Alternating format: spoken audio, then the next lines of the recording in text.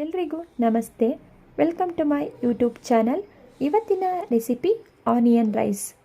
Morning ಟೈಮಲ್ಲಿ time ಇಲ್ಲ ಅನ್ನೋರು ಹಾಗೆ ಬ್ಯಾಚುಲರ್ಸ್ಗಳಿಗೆ ತುಂಬಾ ಈಸಿ ಹಾಗೂ ಟೇಸ್ಟಿಯಾಗಿರುವಂತಹ ರೆಸಿಪಿ ಇದು. ಟೇಸ್ಟ್ ಅಂತೂ ಸೂಪರಾಗಿರುತ್ತೆ. ಅಷ್ಟೇ ಅಲ್ಲ, ಈಸಿಯಾಗಿ ಕ್ವಿಕ್ಕಾಗಿ ಕೇವಲ ಒಂದು 10 ನಿಮಿಷದಲ್ಲಿ ಇದನ್ನು ರೆಡಿ ಮಾಡ್ಕೋಬೋದು. ಬನ್ನಿ ಈ ಆನಿಯನ್ ರೈಸ್ನ ಯಾವ ರೀತಿ ಸಿಂಪಲ್ಲಾಗಿ ಹಾಗೂ ಟೇಸ್ಟಿಯಾಗಿ ಮಾಡ್ಕೊಳ್ಳೋದು ಅಂತ ನೋಡೋಣ. ಅದಕ್ಕೂ ಮೊದಲು ಯಾರೆಲ್ಲ ಹೊಸದಾಗಿ ನನ್ನ ಚಾನಲ್ನ ನೋಡ್ತಾ ಇದ್ದೀರಾ, ದಯವಿಟ್ಟು ಚಾನಲ್ನ ಸಬ್ಸ್ಕ್ರೈಬ್ ಮಾಡ್ಕೊಂಡು ನೋಡಿ. ಈ ಸಿಂಪಲ್ ಆ್ಯಂಡ್ ಟೇಸ್ಟಿ ಆನಿಯನ್ ರೈಸ್ನ ಮಾಡಲಿಕ್ಕೆ ಮೊದಲು ಒಂದು ಬಾಣಲಿನ ಇಟ್ಕೊಂಡಿದ್ದೀನಿ. ಬಾಣಲಿ ಬಿಸಿಯಾಗಿದ್ದ ನಂತರ ಇದಕ್ಕೆ ಒಂದು 2 ಟೇಬಲ್ ಸ್ಪೂನಷ್ಟು ಎಣ್ಣೆನ ಸೇರಿಸ್ಕೊಳ್ತಾ ಇದ್ದೀನಿ.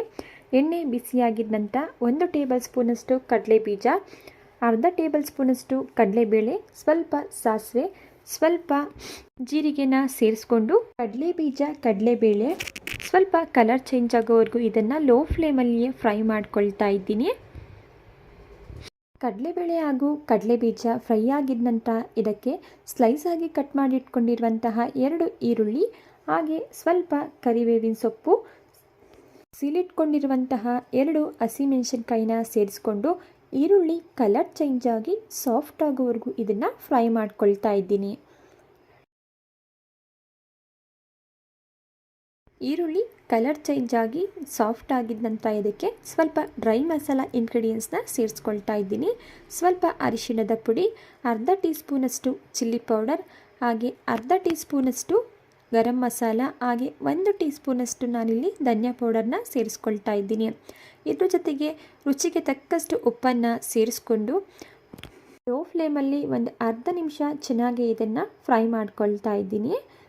ಫ್ರೈ ಮಸಾಲ ಇಂಗ್ರೀಡಿಯೆಂಟ್ಸ್ನ ಸೇರಿಸಿ ಫ್ರೈ ಮಾಡ್ಕೊಂಡಿದ್ದ ನಂತರ ಇದಕ್ಕೆ ಒಂದು 200 ಗ್ರಾಮ್ನಷ್ಟು ಅಕ್ಕಿನ ಸೇರಿಸಿ ಅನ್ನನ ನಾನಿಲ್ಲಿ ರೆಡಿ ಮಾಡಿ ಇಟ್ಕೊಂಡಿದ್ದೆ, ಅದನ್ನು ನಾನಿಲ್ಲಿ ಸೇರಿಸ್ಕೊಳ್ತಾ ಇದ್ದೀನಿ. ನೀವು ಉಳಿದಿರುವಂತಹ ರೈಸ್ನೂ ಸಹ ಸೇರಿಸ್ಕೋಬೋದು. ರೈಸ್ನ ಸೇರಿಸ್ಕೊಂಡಿದ್ದ ನಂತರ ಸಣ್ಣದಾಗಿ ಕಟ್ ಮಾಡ್ಕೊಂಡಿರುವಂತಹ ಸ್ವಲ್ಪ ಕೊತ್ತಂಬರಿ ಸೊಪ್ಪನ್ನ ಸೇರಿಸ್ಕೊಂಡು ಮಸಾಲೆ ಎಲ್ಲ ಚೆನ್ನಾಗಿ ರೈಸ್ ಜೊತೆ ಹೊಂದ್ಕೊಳ್ಳೋ ರೀತಿ ಇದನ್ನು ಮಿಕ್ಸ್ ಮಾಡ್ಕೊಳ್ತಾ ಇದ್ದೀನಿ.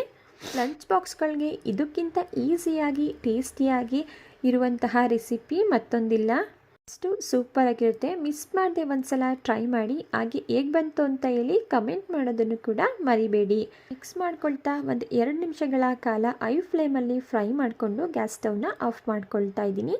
ಇದು ಇಷ್ಟೇ, ರೆಡಿಯಾಗಿರುವಂತಹ ಆನಿಯನ್ ರೈಸ್ ರೆಸಿಪಿನ ನಾನಿಲ್ಲಿ ಒಂದು ಪ್ಲೇಟ್ಗೆ ಸರ್ವ್ ಮಾಡ್ಕೊಳ್ತಾ ಇದ್ದೀನಿ. ಸೊ ಟ್ರಸ್ಟ್ ಮೀ, ಟೇಸ್ಟಲ್ಲಿ ಯಾವುದೇ ರೀತಿಯ ಕಾಂಪ್ರಮೈಸ್ ಇರೋದಿಲ್ಲ, ಅಷ್ಟು ಸೂಪರಾಗಿರುತ್ತೆ. ಮಿಸ್ ಮಾಡದೆ ಒಂದ್ಸಲ ಈ ಆನಿಯನ್ ರೈಸ್ನ ಟ್ರೈ ಮಾಡಿ ನೋಡಿ.